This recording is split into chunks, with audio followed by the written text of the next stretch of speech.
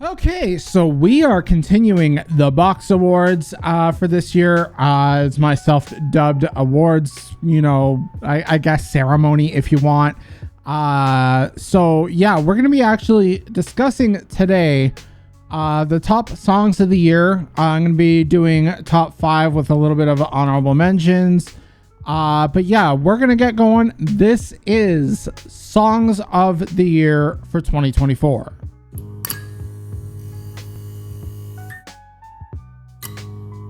Okay, up first at number 5, I had to include this song no matter what, because just the overall hype of it all, and that song being Gojira with the song Mea Culpa a Saira, which is from the Paris Olympics.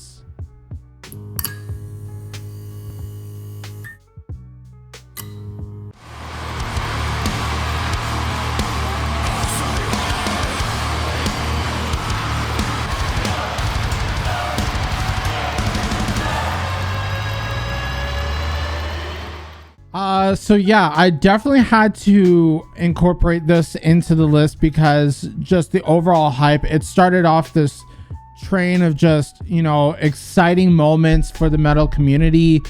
Definitely needed to include this. It was just an overall sick moment. Getting to see a heavy band like Gojira perform at a main stage like the Paris Olympics opening ceremony, that was really sick to see. When I watched it live, and then I also did a reaction to like the studio version of it, and I have to say I still go back to the live version a lot on YouTube, just because of the fact that hearing the crowd go wild and everything, hearing just the overall energy that Gojira had up on that castle that they were doing the performance on, right? It was really cool, and to really signify that with the anthem that was brought to life after the, I want to say, unheading of Marie Antoinette, right? So yeah, they really brought in that French culture.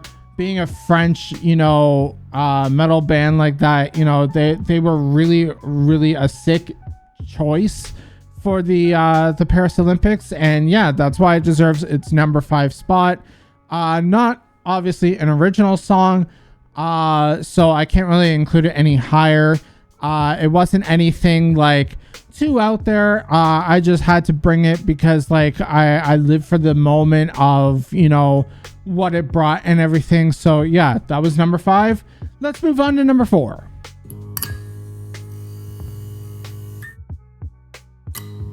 All right, so number 4 is a band that I actually recently got into. We're talking maybe a matter of a couple months ago or less.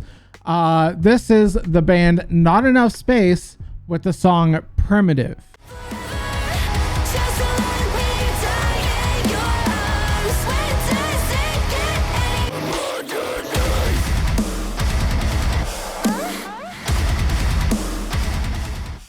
I chose this song because of the fact that, it's super solid metalcore overall.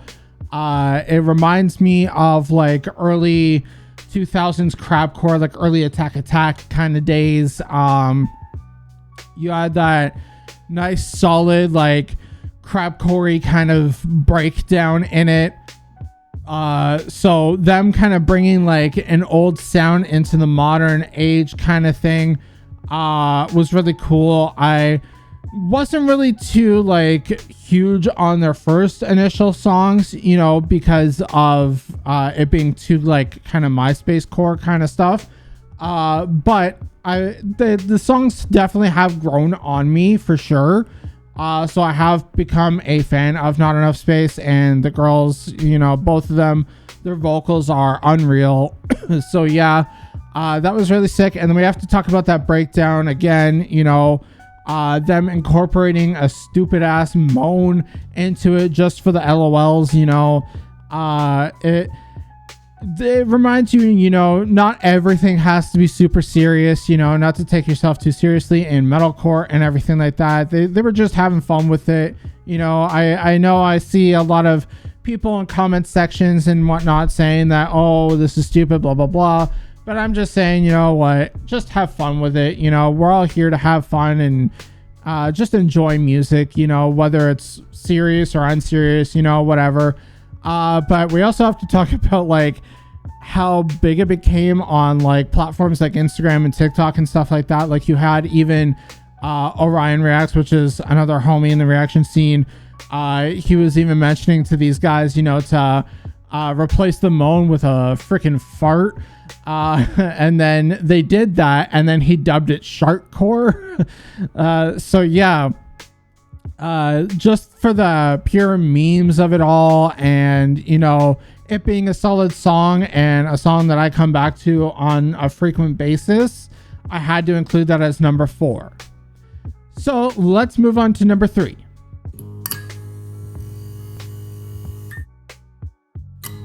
Okay, number 3 is a band that I've been following now, I think, for a couple months since this song came out. I believe this was also the very first song I heard from these guys, and that being the band Dexcore with the song Paramnesia.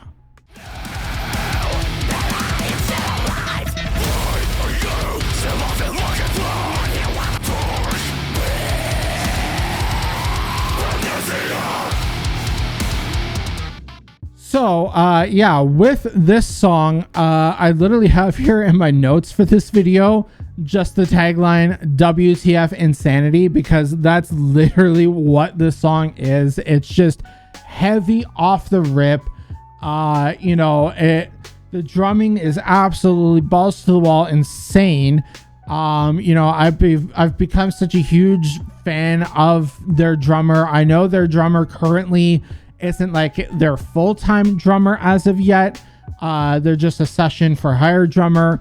But I'm really hoping that they do become a permanent member, because going back and looking at like their older stuff, I can definitely tell the difference studio-wise on the drumming and everything like that. And it just sounds so much better now than it did before. He really elevates that, level of their music so much. So hopefully they incorporate him in some sort of sense as a permanent member of the band. But yeah, I just had to talk about the drumming there for a second. Also have to bring in the fact that seeing a lot of bands from Japan these past couple of years really rise to the occasion in the metalcore scene and everything. Again, with this band, it really signifies that, Japanese metalcore, or as I call it, Japancore, is really, really rising to the occasion. So there was that. We also have to talk about the breakdown. It seems like that whole song was pretty much one whole big ass breakdown, but the main breakdown of it had a sick blech in it. It was overall just a solid, heavy, intense moment in the song. You also had a lot of cool riffs throughout the song too. So overall, definitely a solid choice in my books for a metalcore track. Definitely one of my favorites. It is definitely a song I come back to on the regular. So yeah, that's why it deserves its number 3 spot. So let's move on to number 2.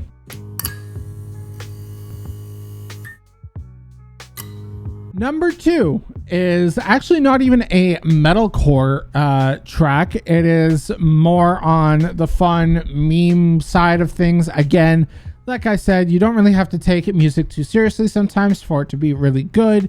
But yeah, we are talking about the meme lord himself, Bill Murray. And this is the song Talking to Your Ghost.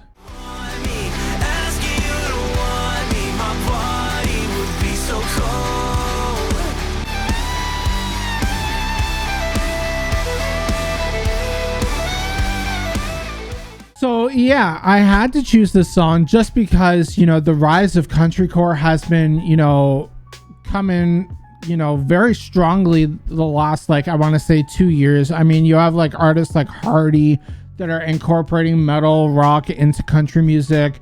Then also you have Bill Murray as well, you know, really taking the main stage on the country core with, you know, American Motorsports, and even the album before that, you know, had implements of like country core kind of style to it. So you definitely saw him going this route for sure for the last couple albums.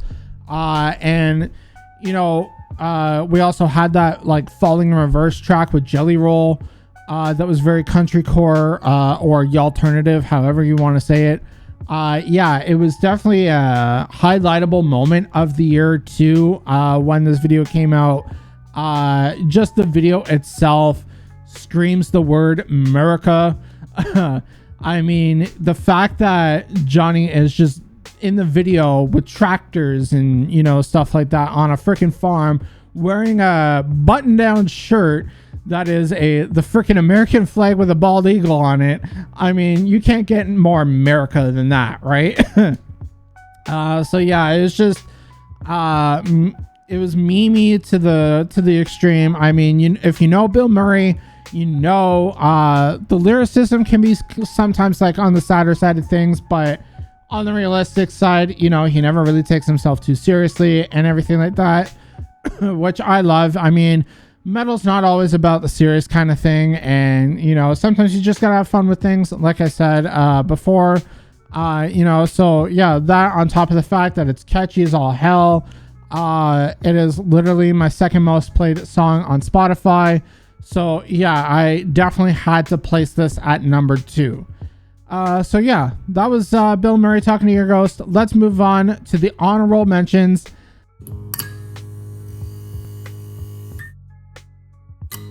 We are going to first up talk about Falling in Reverse with the song Ronald, featuring Tech 9 and Alex Terrible from Slaughter to Prevail.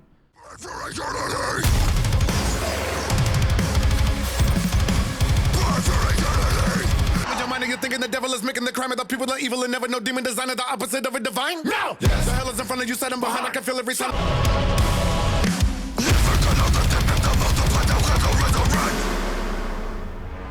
So I had to give this a mention just because of the overall hype around this song. The song absolutely went wild on YouTube, and you know, even in the reaction community, the metal scene itself, you know, it was such a huge track. I mean, Falling in Reverse, controversy aside from Ronnie and the band, you know, you got to give it to him. Ronnie is stupid talented, you know, at what he can do.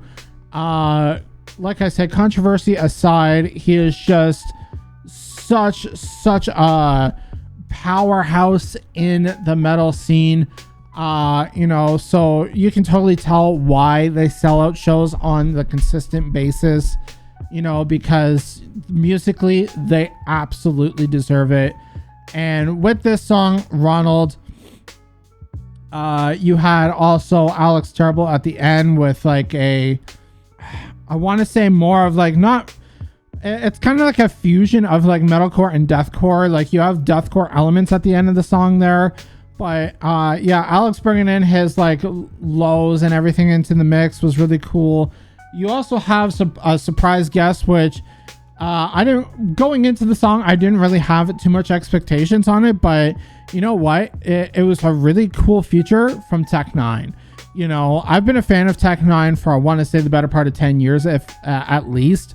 And he's one of my favorite underground rappers. I mean, like, yeah, he's not mainstream popular amongst the rap community, but I mean, he is a huge rapper in my books. And I mean, he's not shying away from the metal community at all. I mean, he recognizes that like half of his fan base are metalheads, and the fact that he's done metal collaborations in the past, he's done one with like Corey Taylor, he's done a couple metal collaborations on like his collabos albums and stuff like that. You know, he's done another collaboration with Serj Tankian from System of a Down. I mean, he doesn't shy away from the metal scene at all. And it was really cool to see him in a based metalcore track like this. It was a really sick way to implement him into an even heavier realm of metal. So yeah, it was a really sick track. I just had to include this song. But yeah, let's move on to the next one. The next honorable mention I had to throw in here is actually a band I think that's been around for maybe about a year or two, but I've never really heard of them until this year, and I checked them out on the channel before. So if you want to check them out and check out the full reaction, definitely do so. Just go to my channel and search up this band. But the band is called Ruins of Perception, and the song is called The Draconian Impaler.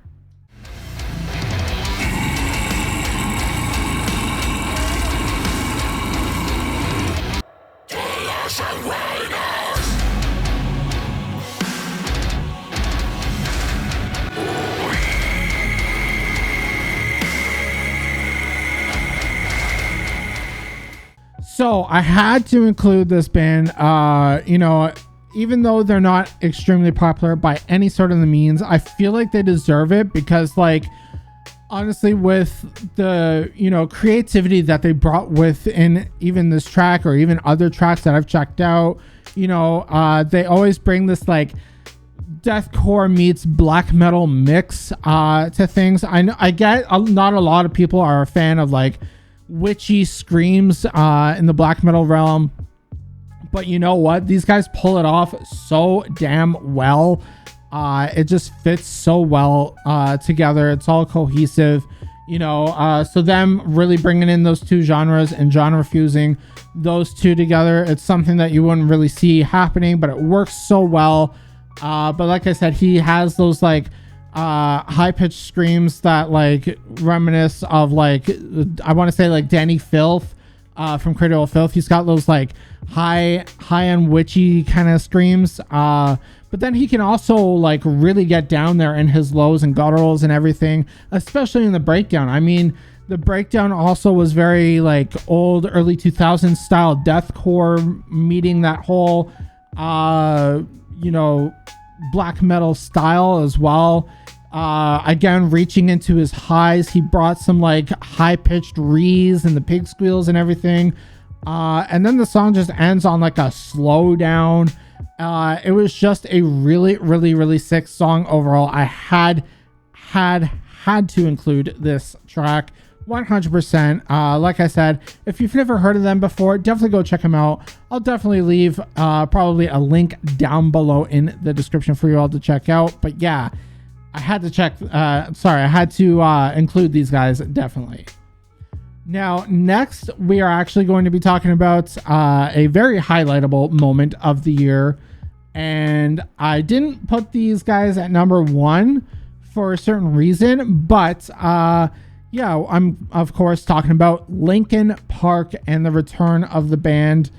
You know, I had to put Two-Face as an honorable mention.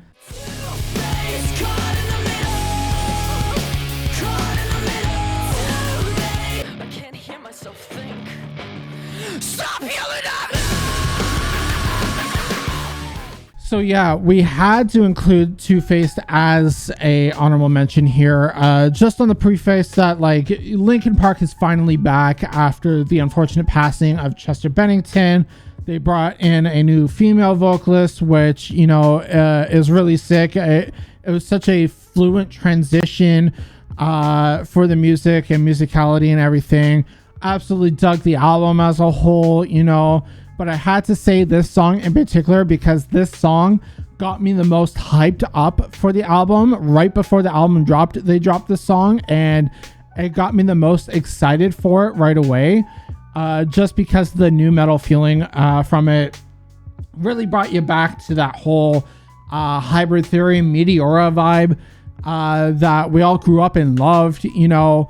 Not to say anything bad about the previous singles, because of course I like the previous singles as well, but more or less those songs weren't as heavy. I mean, the first couple of tracks were more reminiscent of like I want to say Minutes to Midnight or Hunting Party, stuff like that, right? So other good albums, but definitely not their best material, right? I'm pretty sure we can all agree on that we all grew up on Meteor and Hybrid Theory, right? Those are the best two albums that, Linkin Park has ever created and probably will ever create. But yeah, just based around the whole hype of it all, also we got to talk about also like the lead up to the breakdown. A lot of other reactors like Nick and everyone have been like calling this One Step Closer 2.0 because the more you listen to it, the more it really resonates with that song. I mean, the call out before, or even leading into the breakdown is pretty much the polar opposite of, the call out for One Step Closer, right? So like, I really, really dug this track, so I just had to include it in an honorable mention. But yeah, let's move on to the last honorable mention of today. This is going to be Make Them Suffer with the song Mana God.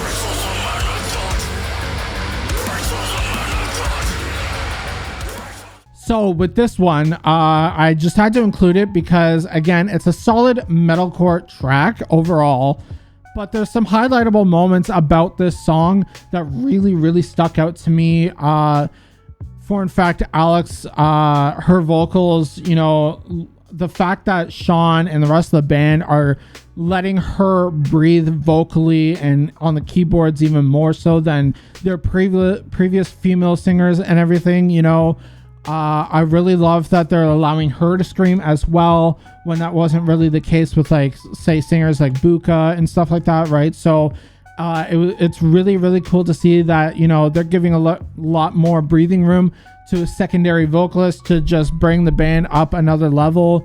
So yeah, I really, really dig the fact that they are doing that for her. And I've been a fan of Alex since her other band, Drown the City. Unfortunately, they split up, and when they split up, she joined Make Them Suffer. But the breakdown was also really, really, really cool. She had this, like, Alex had this like really cool faded, distorted fuck call out. That was really sick. Honestly, the song literally has everything you want in a good metalcore track. It was riffy, groovy, solid breakdown, it wasn't too long, wasn't too short, perfect length, so yeah, I just had to include that as an honorable mention as well. But yeah, let's finally get to the number one song of the year for me.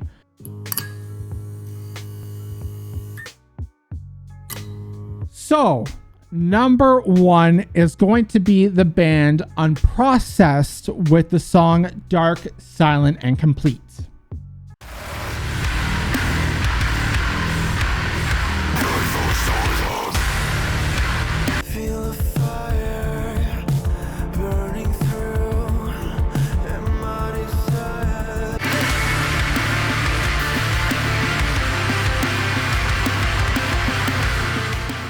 Now, the reason why this is number one for me is because I've been a fan of like creative music and creativity in music for a long time, and this band never fails to surprise me when it comes to new things that they can do, especially with like the genty sometimes riffs that they can do, all that stuff, right? Like, even this song was very genty, the first half of it anyway.